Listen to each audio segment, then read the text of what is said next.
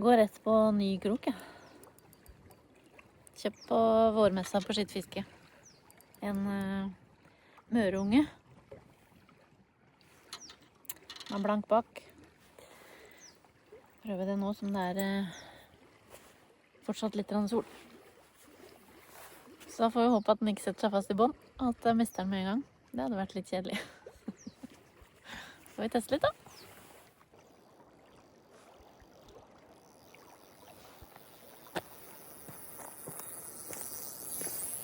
Helvete.